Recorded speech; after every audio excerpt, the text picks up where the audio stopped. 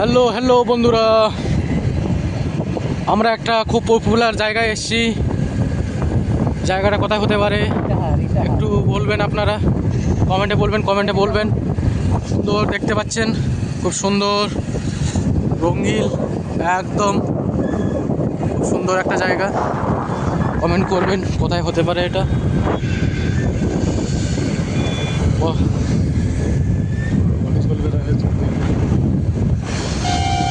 খুব পপুলার জায়গা।